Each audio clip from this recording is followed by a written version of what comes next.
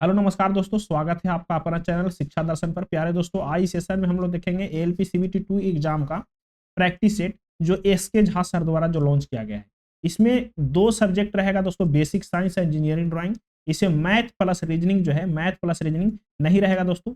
इसमें total 50 question का set है, टोटल 50 सेट है। आज हम लोग दूसरा सेट देखने जा रहे हैं जो एसके झा सर द्वारा जो लॉन्च किया गया है, basic science and engineering drawing का बुक के प्रैक्टिस सेट। इसमें हम लोग डीपली सोल्यूशन करेंगे दोस्तों, आराम से। और एग्जाम नजदीक आ गया है तो हम लोग को इस बुक के मद्देनजर रखते हुए हम लोग जल्दी और फास्ट करेंगे। सेट नंबर 2 देखेंगे दोस्तों, इसके झा सर द्वारा basic science and engineering drawing का। इससे पहले आपसे अनुरोध है, आप इस चैनल पर नए हैं, चैनल सब्सक्राइब करें, वीडियो को लाइक करें। चलिए, क्वेश्चन नंबर 1 कह रहा है कि 1 नैनोमीटर में कितना होता है। 1 नैनोमीटर में आपको पता है 10⁻⁹ होता है मीटर। तो कितना होता है 1 नैनोमीटर में? 1 मीटर में कितना नैनोमीटर होता है? 10⁻1 मीटर में। अच्छा, 1 मीटर में कितना नैनोमीटर होता है? 10⁻9, 1 नैनोमीटर में 1 नैनोमीटर में कितना मीटर होता है? तो 10⁻⁹ मीटर होता है। लेकिन 1 मीटर में कितना नैनोमीटर होगा? तो 10⁹ नैनोमीटर होगा। क्या होगा? 10⁻9 नैनोमीटर होगा, यानी कि ऑप्शन इसका डी सही है। चलिए, क्वेश्चन नंबर देखिए, क्वेश्चन नंबर 2। क्वेश्चन नंबर 2 कह रहा है दोस्तों, क्वेश्चन नंबर 2 कह रहा है कि द्रव्यमान बटा आयतन क्या होता है। द्रव्यमान बटा आयतन आपको पता है क्या होता है? तो घनत्व होता है। क्या होता है? ऑप्शन सी से घनत्व होता है। इसका घनत्व का मात्रा क्या होता है?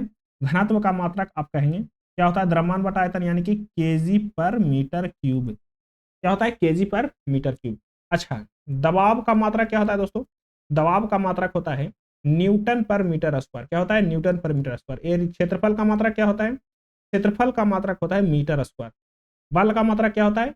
न्यूटन होता है। चलिए, क्वेश्चन नंबर 3 देखिए। क्वेश्चन नंबर 3 कह रहा है कि यदि 125 सेंटीमीटर व्यास का पहिया 20 चक्र प्रति मिनट घूम रहा है तो 1 किलोमीटर प्रति घंटा की गति क्या होगा? देखिए, कह रहा है कि एक 125 सेंटीमीटर व्यास का पहिया है। कितना है? 125 सेंटीमीटर व्यास का पहिया है। वह 20 चक्र प्रति मिनट घूम रहा है। कितना चक्र? 20 चक्र प्रति मिनट घूम रहा है। 20 चक्र प्रति मिनट घूम रहा है। क्या कर रहा है? 20 चक्र प्रति मिनट घूम रहा है। 20 चक्र प्रति मिनट घूम रहा है। 20 चक्र प्रति मिनट घूम रहा है तो 1 किलोमीटर प्रति घंटा में उसकी गति क्या होगा? 1 किलोमीटर प्रति घंटा में उसका गति क्या होगा? पहले तो हम लोग क्या करेंगे, उसका गति निकालेंगे। अच्छा, एक चक्र में कितना दूरी कर रहा है दोस्तों? 125 सेंटीमीटर। एक चक्र में उसका व्यास कितना है? उस पहिया का व्यास है 125 सेंटीमीटर। कितना है? 125 सेंटीमीटर। ठीक है, तो उस पहिया का व्यास कितना है? 125 सेंटीमीटर। इसको अगर जो मीटर में हम बदलें तो कितना हो जाएगा? 1.25 मीटर। इसका हम परिधि निकालेंगे, कितना दूरी तय करेगा? परिधि के बराबर तय करेगा, 2πr के बराबर तय करेगा। आर नहीं है तो इसको पाई डी भी कह सकते हैं, d/2 यानी कि पाई डी के बराबर तय करेगा। पाई कितना है? 22/7। डी कितना है? 1.25। इतना जो है दोस्तों दूरी तय करेगा। कितना चक्कर में? 20 चक्कर में। कितना चक्कर में? एक चक्कर में इतना दूरी तय करेगा। अब 20 चक्कर प्रति मिनट कर रहा है, यानी कि 20 गुने 22/7 गुने 1.25। इतना चक्कर कितना मिनट में? 1 मिनट में। 1 मिनट में इतना दूरी तय कर रहा है, तो किलोमीटर प्रति घंटा में अब बदल जाएगा। इसका आंसर जो है आपको बी आ जाएगा। क्वेश्चन नंबर 4 देखिए, कह रहा है कि एक बल 2i + 3j + 6 के द्वारा प्रदर्शित होता है, तो इस बल का परिमाण क्या होगा? इस बल का परिमाण क्या होगा? देखिए, परिमाण वर्ग बराबर क्या होता है? परिमाण बराबर क्या होता है? परिमाण बराबर क्या होता है? √2 के स्क्वायर +3 के स्क्वायर और +6 के स्क्वायर। 4 + 9 + 36। जैसे ही जोड़िएगा आप इसको, रूट में कितना हो जाएगा?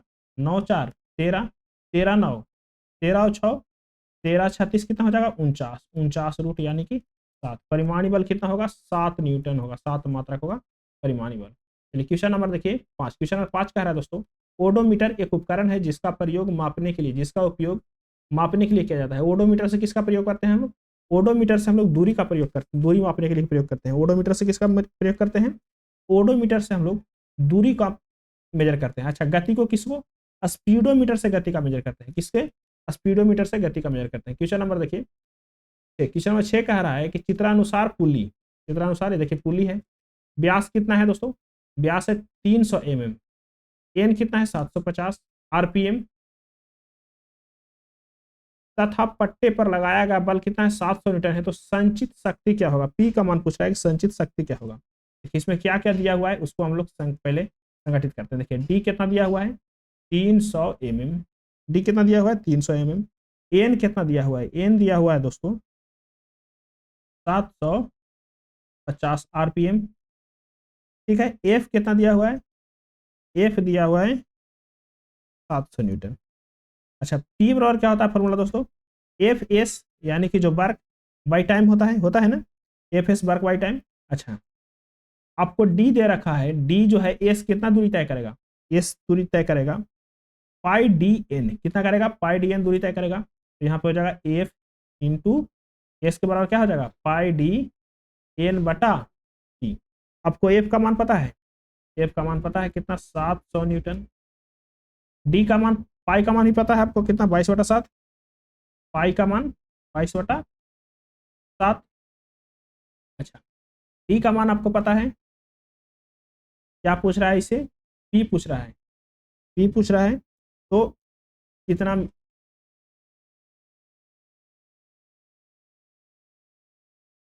डी भी पता है कितना 300, पाई डी एन, एन कितना है आरपीएम कितना है तो 750। जैसे ही आप इसको सोल्व कीजिएगा इसे ही कैंसिल हो जाएगा, इसे 7 बने 100 बार में कट जाएगा। जैसे ही आप इसको सोल्व कीजिएगा दोस्तों तो आपको आ जाएगा 82 42.5 वाट आएगा। कितना आएगा 82 42.5 वाट, यानी कि ऑप्शन सी सही है। चलिए क्वेश्चन नंबर देखिए 7, क्वेश्चन नंबर 7 क्या रहा है, विद्युत हीटर में मोटर के आर्मेचर की भुजाओं का चुंबक क्षेत्र लंबवत कार्यरत बलों के संबंध में इनमें से कौन सा सत्य है। कह रहा है कि विद्युत मोटर में आर्मेचर के भुजाओं पर चुंबकीय क्षेत्र लंबवत कार्यरत बलों के संबंध में इनमें से कौन सा सत्य है। पहला ये ऑप्शन ए कह रहा है कि, ऑप्शन ए क्या कह रहा है, ऑप्शन ए कह रहा है कि परिमाण आसान होता है और दिशा, परिमाण असमान होता है और दिशा विपरीत होता है। बी कह रहा है कि परिमाण समान होता है और दिशा विपरीत होता है। सी कह रहा है कि परिमाण असमान होता है और दिशा उसका समान दिशा के अनुदिश होते हैं। और डी कह रहा है कि परिमाण समान होता है और दिशा समान होता है। क्या कह रहा है, परिमाण समान होता है और दिशा समान होता है। इसका ऑप्शन जो है दोस्तों, इसका ऑप्शन बी सही है। परिमाण तो समान होता है लेकिन दिशा क्या होता है, विपरीत होता है। विद्युत मोटर में मोटर आर्मेचर की भुजाओं की चुंबकीय क्षेत्र लंबवत कार्यरत बलों के संबंध में कौन सा कथन सत्य है, तो परिमाण जो है समान होता है और दिशा क्या होता है, विपरीत होता है। क्वेश्चन नंबर 8 देखिए, कह रहा है कि 30 केजी के द्रव्यमान वाली एक वस्तु को 5 मीटर पर सेकंड की वेग के साथ चलाती है तो वस्तु गतिज ऊर्जा क्या होगा।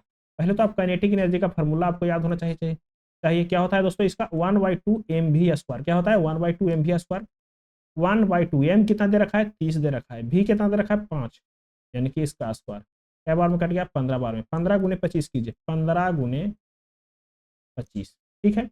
15 पचे 75, हाथ में 7, 15 दूना 30, 30 और 7 37, यानी कि 375 जूल जो है दोस्तों इसका क्या हो जाएगा, काइनेटिक एनर्जी होगा। ऑप्शन कौन सा सही है, ऑप्शन इसका सी सही होगा। 8 का ऑप्शन कौन सा सही होगा, इसका सी सही होगा। 9 देखिए, क्वेश्चन नंबर 9 कह रहा है कि संवेग, संवेग, संवेग क्या होता है, संवेग के फॉर्मूला क्या है। संवेग को हम लोग बोलते हैं दोस्तों, संवेग को बोलते हैं द्रव्यमान गुने वेग, यानी कि मास गुने वेलोसिटी। संवेग बराबर पी बराबर क्या होता है, mv होता है। पी बराबर क्या होता है, mv। अगर जो इसका मात्रक कह दे दोस्तों तो क्या होता है, केजी मीटर पर सेकंड। इसका मात्रक क्या हो जाएगा, केजी मीटर पर सेकंड होता है, केजी मीटर पर सेकंड होता है। अच्छा संवेग जो है दोस्तों, संवेग द्रव्यमान और वेग दोनों पर निर्भर होता है। संवेग जो है इसका मास और प्लस वेलोसिटी दोनों पर क्या होता है, निर्भर होता है। संवेग की क्या होता है, द्रव्यमान और वेग दोनों पर निर्भर होता है। चलिए अगला क्वेश्चन देखिए, क्वेश्चन नंबर 10। क्वेश्चन नंबर 10 कह रहा है दोस्तों आपको, क्वेश्चन नंबर 10 कह रहा है, क्वेश्चन नंबर 10 क्या कह रहा है, question number 10, question number,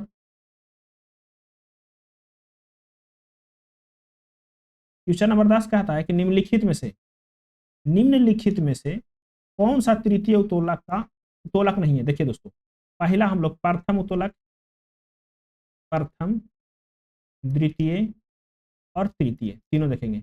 F L E, जिसके बीच में फलक्रम होगा, जैसे कैंची, कैंची के बीच में क्या होता है, फलक्रम होता है प्रथम श्रेणी का।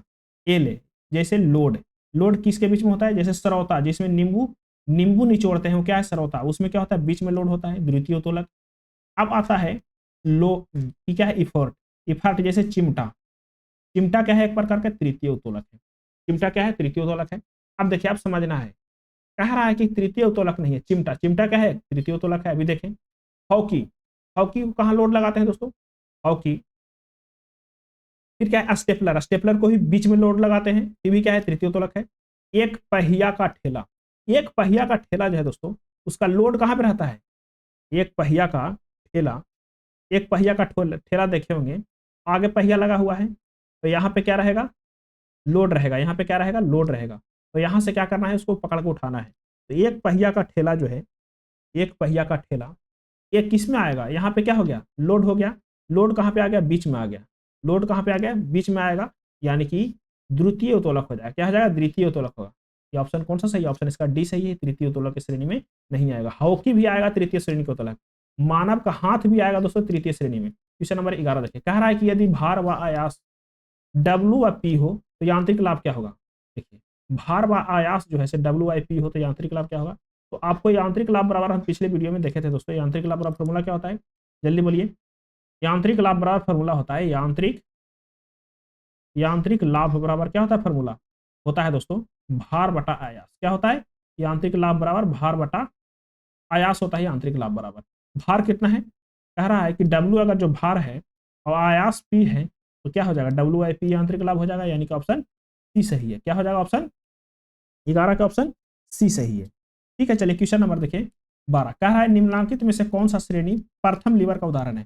प्रथम लीवर आपको क्या बताए थे कि बीच में फलक्रम हो, क्या हो, बीच में फलक्रम घूमे वाला बीच में हो, तो प्लायर, प्लायर क्या है दोस्तों, पिलास, तो पिलास बीच में घूमता है ना, तो यानी कि ऑप्शन ए जो है से प्रथम श्रेणी का। ऐसा सरौता, सरौता क्या है, बीच में लोड हो गया, यानी कि द्वितीय श्रेणी के हैं। हॉकी स्टिक तृतीय श्रेणी का हो गया, चिमटा द्वितीय श्रेणी का हो गया, यानी कि ऑप्शन इसका ए सही। क्वेश्चन नंबर 13 देखिए, कह रहा है निम्नलिखित में से, निम्नलिखित में से, निम्नलिखित में से कौन सा ऊर्जा का मात्रक नहीं है।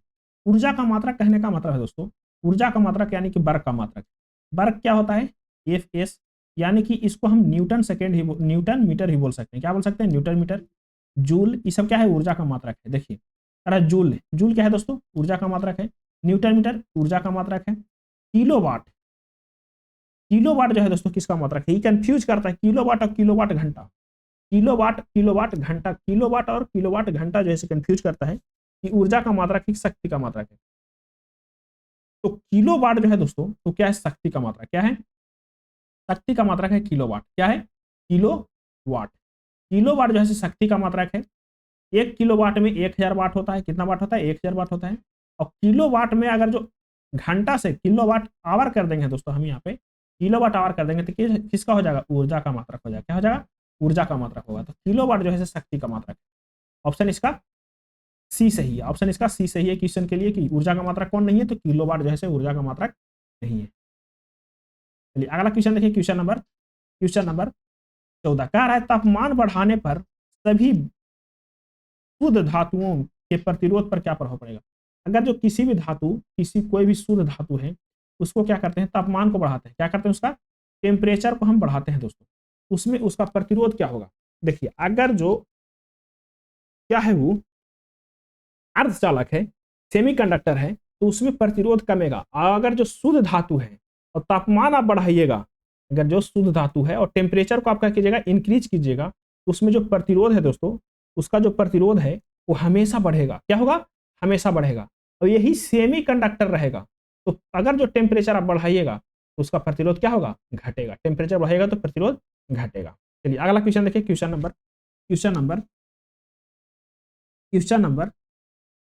15, कह रहा है कि लेड की विशिष्ट ऊष्माधारिता कितना है, 125 जूल पर केजी पर केल्विन। यदि लेड के 250 ग्राम के एक टुकड़े को 5 किलो जूल ऊष्मा अवशोषित करने पर उसका तापमान 10 डिग्री सेल्सियस बढ़ता है, तो उसका ऊष्माधारिता क्या होगा। दोस्तों क्या कह रहा है कि ऊष्माधारिता क्या होगा। लेड का विशिष्ट ऊष्माधारिता कितना है, टीबी है, उसका विशिष्ट ऊष्माधारिता कितना है, 125 जूल पर केजी पर केल्विन। ठीक है, यदि लेड के 125 ग्राम के एक टुकड़े को कितना एम कितना दे रखा है, एम दे रखा है 125 ग्राम, कितना दे रखा है 125 ग्राम के एक टुकड़े को, उसमें 5 किलो जूल, क्यों कितना 5 किलो जूल उष्मा अवशोषित करता है। क्या करता है, उष्मा को अवशोषित करता है। ये जाने के बाद उसका तापमान कितना बढ़ जाता है, 10 डिग्री सेल्सियस बढ़ जाता है। ठीक है, तो उसकी उष्मा धारिता ज्ञात कीजिए, उसका सी ज्ञात कीजिए, उष्मा धारिता ज्ञात कीजिए। ठीक है, अच्छा क्यू बराबर क्या होता है फॉर्मूला दोस्तों, क्यू बराबर होता है एम सी डेल्टा टी। क्या होता है क्यू बराबर, एम सी डेल्टा टी। अच्छा, एम सी बराबर क्या लिखेंगे हम, क्यू बटा डेल्टा टी लिखेंगे ना, एकदम लिखेंगे, एकदम लिखेंगे एम सी बराबर। अब हम देखिए दोस्तों, अब हम इसको क्यू कितना दे रखा है 5 किलो जूल, यानी कि 5 गुने 1000 जूल, 5 गुने 1000 जूल। डेल्टा टी कितना दे रखा है, 10 दे रखा है, कितना दे रखा है 10 दे रखा है, यानी कि उष्मा धारिता होता है दोस्तों एमसी, उष्मा धारिता कितना होता है एमसी होता है, यानी कि 500 जूल पर केल्विन जो है दोस्तों उसका उष्मा धारिता होगा 500 जूल पर केल्विन, यानी कि ऑप्शन सी सही है 500 जूल पर केल्विन। क्वेश्चन नंबर 16 देखिए, क्वेश्चन नंबर 16 कह रहा है आपको कि किसी वस्तु का द्रव्यमान उसके माप होता है, किसका माप होता है, जो वस्तु का द्रव्यमान है डॉट डॉट डॉट का माप होता है। वस्तु का द्रव्यमान किसका माप होता है, तो जड़त्व का माप होता है दोस्तों, किसका, जड़त्व का माप होता है। वस्तु का द्रव्यमान जड़त्व का माप होता है, जिस वस्तु का जितना ज्यादा द्रव्यमान रहेगा उसका उतना ही ज्यादा जड़त्व होता है। चलिए क्वेश्चन नंबर देखिए 17, क्वेश्चन नंबर 17 कह रहा है कि पृथ्वी पर मौजूद सभी ऊर्जाओं को मुख्य स्रोत इनमें से कौन सा है। तो पृथ्वी पर जो सभी मौजूद सभी ऊर्जाओं का मुख्य स्रोत कौन सा है दोस्तों, सूर्य है। कौन सा है, सूर्य जो है से पृथ्वी पर मौजूद स्रोत है, ऊर्जा का स्रोत कौन सा है, सूर्य है। अच्छा, चंद्रमा से पृथ्वी पर प्रकाश पहुंचने में कितना देर लगता है, चंद्रमा से पृथ्वी तक प्रकाश पहुंचने में कितना देर लगता है दोस्तों, 1.28 सेकंड। कितना सेकंड लगता है, 1.28 सेकंड लगता है। चलिए क्वेश्चन नंबर देखिए 18 कह रहा है माना कि औसत तापमान सेंटीग्रेड तथा फ़ारेनहाइट हो, तो सेंटीग्रेड तथा फ़ारेनहाइट यदि सी और एफ के संबंध में C-32 बराबर 9/5 सी में एफ तथा सी का संबंध क्या होगा, एफ और सी का संबंध क्या होगा, अगर जो ए सी तथा एफ का संबंध इतना है तो एफ और सी का संबंध क्या होगा, एफ और सी का संबंध क्या होगा। देखिए यहाँ से क्या कर देंगे इसको हम, एफ बराबर करना है तो 9/5 सी प्लस 32 कर देंगे, क्या दिक्कत है, इसे 32 को क्या कर देना है, अलग कर देना है, फिर से 32 को भेज देना है। ऑप्शन कौन सा सही होगा, ऑप्शन इसका 18 का ए सही होगा। 18 का कौन सा सही है, ए सही है। क्वेश्चन नंबर देखिए 19 कह रहा है कि 12 डिग्री सेल्सियस पर जल का भौतिक अवस्था क्या होता है। जब 12 डिग्री टेम्परेचर होगा दोस्तों तो भौतिक अवस्था क्या होगा, द्रव होगा। जल का भौतिक अवस्था क्या होगा, द्रव होगा।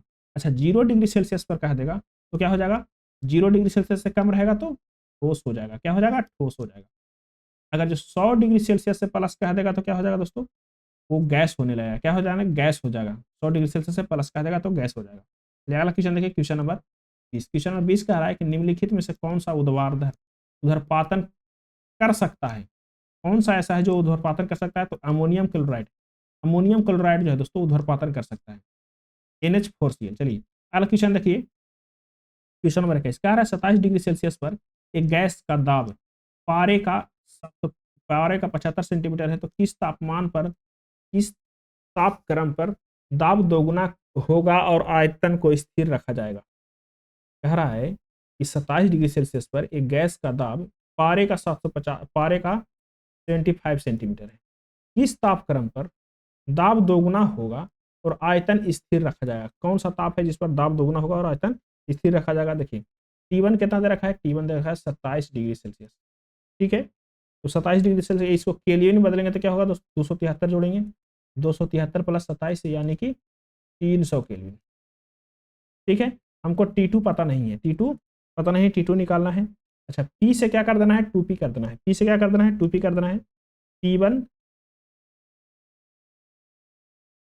T1 बराबर P और P2 बराबर 2P, P2 बराबर 2P। अच्छा T1 बटा T2 बराबर T1 बटा T2, यानी कि P बटा 2P बराबर 300 केल्विन बटा T2। इसको जैसे ही यहाँ पे भेजेंगे दोस्तों, पी से पी कैंसिल हो जाएगा, जैसे ही यहाँ पे भेजेंगे 150, यानी कि कितना T2 बराबर 150 केल्विन। 150 केल्विन, 150 केल्विन का अगर जो हम फॉरन 150, सॉरी यहाँ जाकर मल्टीप्लाई हो जाएगा, नहीं 600 केल्विन, 600 केल्विन का अगर जो हम डिग्री सेल्सियस में बदलेंगे तो क्या करेंगे, इसमें -273 घटाएंगे तो 7 हो जाएगा, यहाँ पे हो जाएगा 9, 9 में से 2 जाएगा, यहाँ हो जाएगा 5, 5 में से 4 में से 427, 327, ऑप्शन डी सही है, 327 हो जाएगा। चलिए अगला क्वेश्चन देखिए, क्वेश्चन नंबर 22। क्वेश्चन नंबर 22 का आ रहा है दोस्तों, फॉरेनहाइट तथा केल्विन, फॉरेनहाइट तथा केल्विन स्केल स्वरूप पाठ्यक्रम लेने वाला तापक्रम है, यानी कि दोनों का जो दोस्तों सेम कहाँ पे होता है, तो -40 डिग्री सेल्सियस पे, कहाँ पे, -40 डिग्री सेल्सियस पे। क्वेश्चन नंबर 43 कह रहा है कि 100 वाट का एक विद्युत बल्ब प्रतिदिन 8 घंटे उपयोग किए जाते हैं, तो एक दिन में बल्ब द्वारा खपत ऊर्जा क्या होता है। इसको किलो वाट में निकालना है, 100 वाट का है, 100 वाट का कितना देर चलता है भाई, तो 8 घंटा चलता है, 8 घंटा चलता है एक दिन में, तो कितना हो जाएगा 800, 800 वाट, 800 वाट, जब किलो वाट में बदलेंगे तो 0.8 किलो वाट, यानी कि ऑप्शन डी सही है। 23 का कौन सा सही ऑप्शन, डी सही है। क्वेश्चन नंबर देखिए 24, कह रहा है कि 16 वोल्ट विभवांतर वाले दो बिंदुओं के तार 5 कूलाम आवेश को स्थानांतरित करते हैं तो कार्य क्या होगा। डब्ल्यू बराबर फॉर्मूला होता है दोस्तों, अगर जो आप कार्य निकाल रहे हैं तो डब्ल्यू बराबर फॉर्मूला आपको याद निकाल रखना है, W is equal to Q भी, क्या होता है क्यू भी, यानी कि चार्ज गुने विभवांतर। चार्ज कितना है 5 कूलाम है, विभवांतर कितना है 16 है, यानी कि 16 पचे 80 जूल, कितना 16 पचे 80 जूल, ऑप्शन डी सही है। क्वेश्चन नंबर 25 देखिए, कह रहा है डॉट डॉट डॉट उपकरण का प्रयोग विभवांतर को मापने के लिए किया जाता है, तो किसका प्रयोग हम लोग विभवांतर को मापने के लिए करते हैं, तो वोल्ट मीटर का प्रयोग हम लोग करते हैं विभवांतर को मापने के लिए, ऑप्शन डी सही है। अच्छा, थर्मामीटर से क्या मापते हैं दोस्तों, इससे हम लोग ताप मापते हैं। अमीटर से क्या मापते हैं दोस्तों, अमीटर से हम लोग करंट मापते हैं। अमीटर से हम लोग क्या मेजर करते हैं, तो अमीटर से विद्युत सर्किट में करंट का मेजर करते हैं। गैल्वेनोमीटर से क्या विद्युत परिपथ में धारा का पता लगाते हैं, किसको, गैल्वेनोमीटर से, किससे, गैल्वेनोमीटर से धारा का पता लगाते हैं। अमीटर से विद्युत सर्किट में धारा मापने के लिए इस्तेमाल करते हैं, गैल्वेनोमीटर भी धारा को ही मापने के लिए प्रयोग करते हैं। क्वेश्चन नंबर 26 देखिए, कह रहा है कि यदि प्रतिरोध आधा हो तो धारा हो जाता है। देखिए दोस्तों, प्रतिरोध को हम आर को क्या कर देते हैं, आधा कर देते हैं। भी बराबर क्या होता है, भी बराबर होता है आई आर, भी बराबर क्या होता है आई आर। अच्छा, अब प्रतिरोध को हम आधा कर रहे हैं, प्रतिरोध को आधा कर रहे हैं तो धारा क्या होगा जाएगा दोस्तों, प्रतिरोध को जैसे ही आधा करेंगे, प्रतिरोध को आधा करेंगे तो धारा क्या होता है, समान रहता है, क्योंकि दोस्तों धारा से प्रतिरोध का कोई नहीं है, धारा से प्रतिरोध का कोई लेना देना नहीं है। अगर जो प्रतिरोध को आधा करेंगे तो वोल्टेज क्या हो जाएगा, खुद ब खुद। देखिए कह रहा है दिए गए, यदि प्रतिरोध को आधा करेंगे तो धारा क्या हो जाएगा दोस्तों, धारा हो जाएगा दोगुना। प्रतिरोध को आधा करेंगे और वोल्टेज को हम कांस्टेंट रखेंगे, वोल्टेज को कांस्टेंट रखेंगे, वी बराबर क्या होता है आई आर। और प्रतिरोध को आधा करेंगे, वोल्टेज को कांस्टेंट रखेंगे, तो यहाँ पे क्या करना है, दुगुना करना पड़ेगा, यानी कि धारा क्या हो जाएगा, दोगुना हो जाएगा। ऑप्शन कौन सा सही है, ऑप्शन इसका बी सही है, ऑप्शन इसका बी सही है। क्वेश्चन नंबर 27 देखिए, क्वेश्चन नंबर 27 क्या आ रहा है, इनमें से किस में सबसे कम विद्युत प्रतिरोधकता होती है। सबसे कम विद्युत प्रतिरोधकता कहने का मतलब दोस्तों, सबसे कम प्रतिरोध है उसमें, किसमें सबसे कम प्रतिरोध होता है, तो चांदी में सबसे कम प्रतिरोध होता है, चांदी में सबसे कम प्रतिरोध होता है दोस्तों। उसके बाद तांबा में, उसके बाद किसमें, तांबा में सबसे कम प्रतिरोध होता है। क्वेश्चन नंबर 28 देखिए, कह रहा है 3 समान प्रतिरोध 6 ओम प्रत्येक समांतर में जुड़े हुए हैं। कैसे जुड़ा है, एक ऐसे जुड़ा हुआ है 6 ओम का है, फिर एक और जोड़ दिए 6 ओम का, समांतर में ऐसे ही होता है, फिर एक और जोड़ दिए 6 ओम का, 6 6 ओम का। अब कह रहा है दोस्तों, अब क्या कह रहा है कि समतुल प्रतिरोध जब समांतर में रहता है दोस्तों तो 1/R1 plus 1/R2 plus 1/R3 बराबर 1/R होता है, जो समतुल प्रतिरोध है। 1/6 प्लस 1/6 प्लस 1/6 एलसीएम कितना हो जाएगा दोस्तों, 6 हो जाएगा, 3 हो जाएगा, यानी कि 2, 1/2।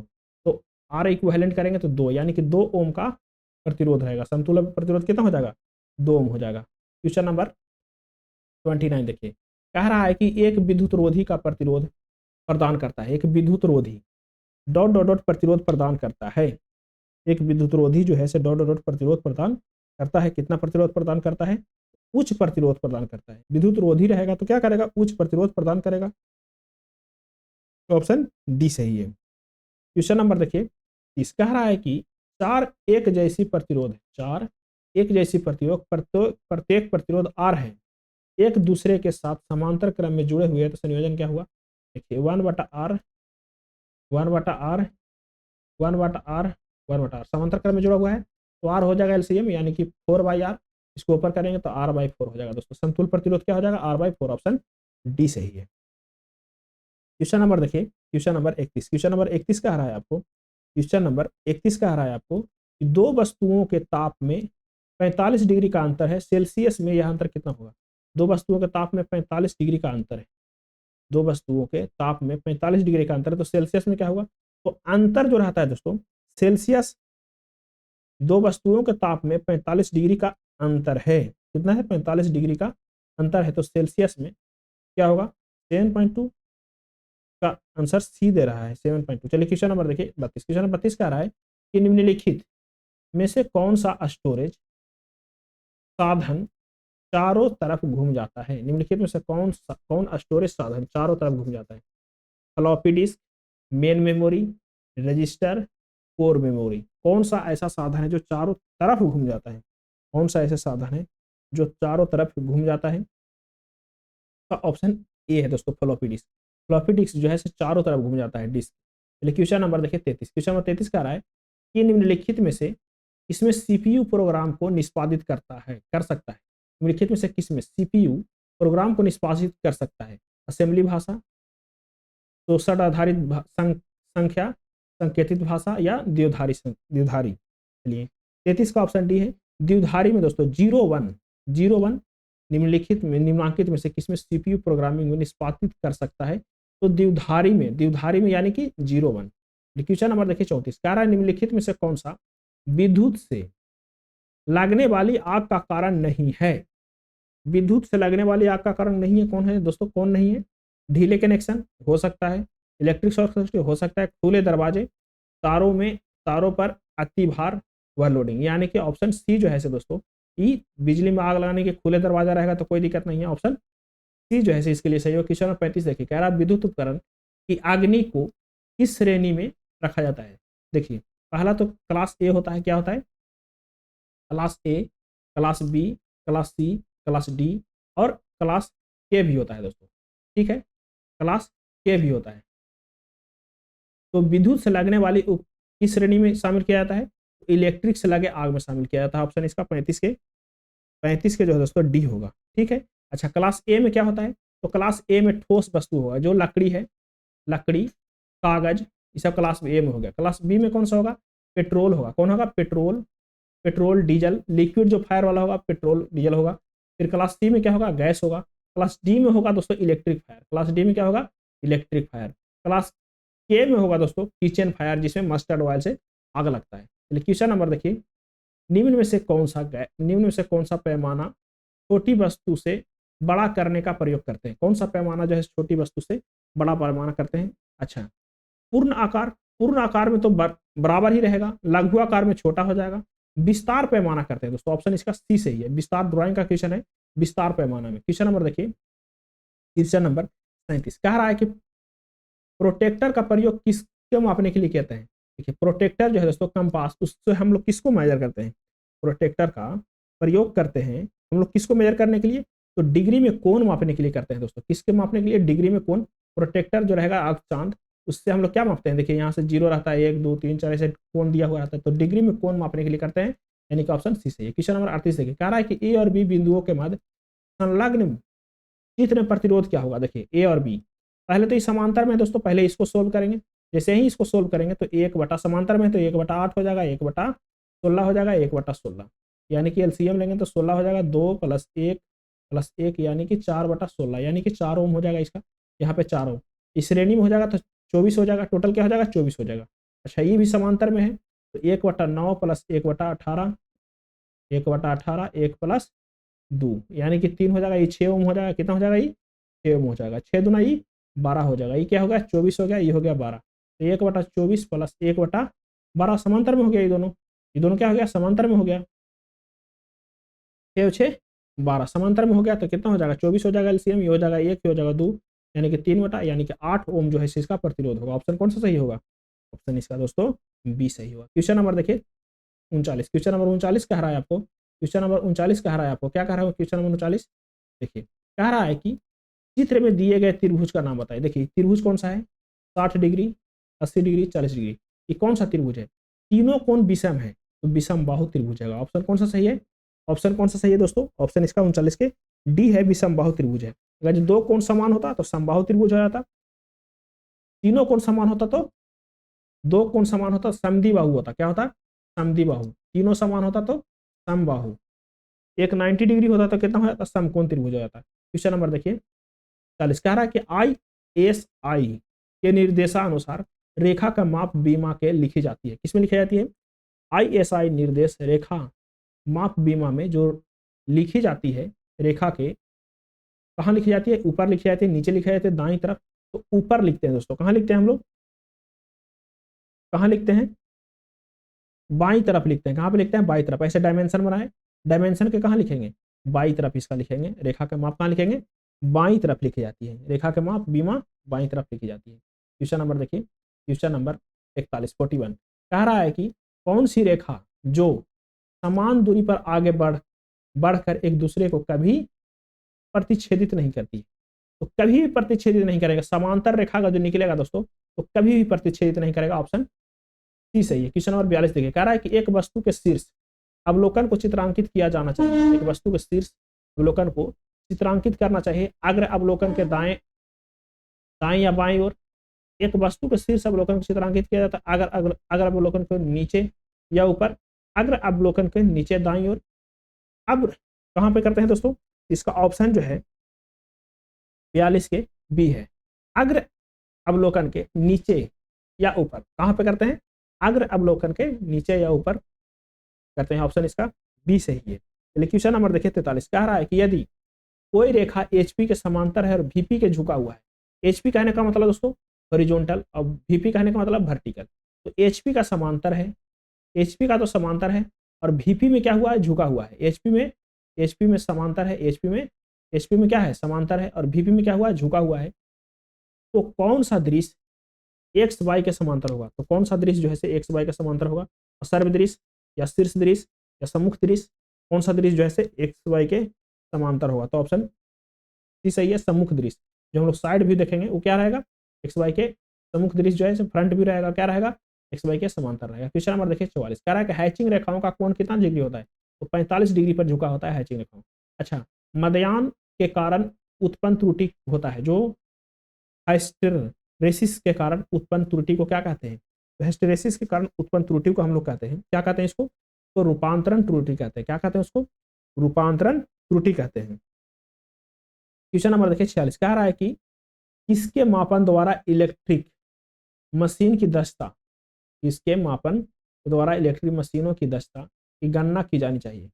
किसके मापन द्वारा इलेक्ट्रिक मशीनों की दक्षता गणना की जाती है? Output, input, losses, output, losses, input, losses. किसके मापन द्वारा इलेक्ट्रिक मशीनों की दक्षता करता है? तो इसको तो हम जो जिसका भी करेंगे दक्षता मेजर करेंगे, तो दक्षता कैसे मेजर करेंगे? लॉसेस द्वारा।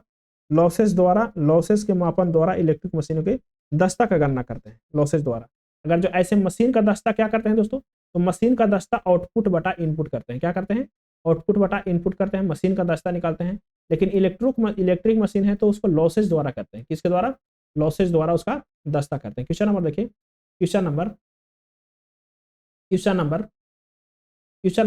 47 कह रहा है मशीन की परिवर्तिता के लिए क्या शर्त होती है? मशीन के परिवर्तिता के लिए क्या शर्त होती है? तो मशीन के परिवर्तिता के लिए शर्त जो होता है दोस्तों वो क्या होता है? मशीन की दक्षता 50% से अधिक हो। मशीन के परिवर्तिता के लिए क्या शर्त होती है? मशीन की दक्षता 50% से अधिक हो। क्वेश्चन नंबर 48 देखिए, कह रहा है कि आदर्श मशीनें वे काल्पनिक मशीनें हैं जो होती है। आदर्श मशीनें वे काल्पनिक मशीनें जो होती है, क्या होती है? आदर्श मशीनें वे काल्पनिक मशीनें हैं जो होती है, क्या होती है? शून्य वेग वाली, भारहीन, घर्षणहीन। तो जो आदर्श मशीन है दोस्तों वो घर्षणहीन होता है। क्या होता है? वो घर्षणहीन होता है, उसमें जीरो लॉस होता है। ऑप्शन इसका सी सही है। ऑप्शन इसका सी सही। क्वेश्चन नंबर देखिए 49 कह रहा है दोस्तों निम्न में उभार के प्रकार का चयन कीजिए, जो उभार का प्रकार है उसका चयन कीजिए। निम्न में उभार के प्रकार का चयन कीजिए, वो है सममितीय उभार है। क्या है दोस्तों? सममितीय उभार है। ऑप्शन बी सही है। क्वेश्चन नंबर 50 देखिए, लास्ट क्वेश्चन है इस सेट का। एक वस्तु के शीर्ष अवलोकन को चित्रांकित किया जाना चाहिए। एक वस्तु को शीर्ष अवलोकन को चित्रांकित कैसे किया जाना चाहिए? अग्र अवलोकन के नीचे या ऊपर। अग्र अवलोकन के नीचे या ऊपर। ऑप्शन बी सही है। ऑप्शन बी सही है दोस्तों। चलिए मिलते हैं अगले सेट के साथ। तो इससे पहले आपसे अनुरोध है दोस्तों कि लास्ट तक देखने के लिए बहुत बहुत धन्यवाद। और चैनल पे नया, चैनल सब्सक्राइब करें, वीडियो को लाइक करें। और जब पीडीएफ चाहते हैं दोस्तों, तो आप कमेंट करके पीडीएफ ले सकते हैं, और शिक्षा दर्शन टेलीग्राम ग्रुप में ज्वाइन करके। चलिए रहने देते हैं यहीं तक, और लास्ट तक देखने के लिए बहुत बहुत धन्यवाद।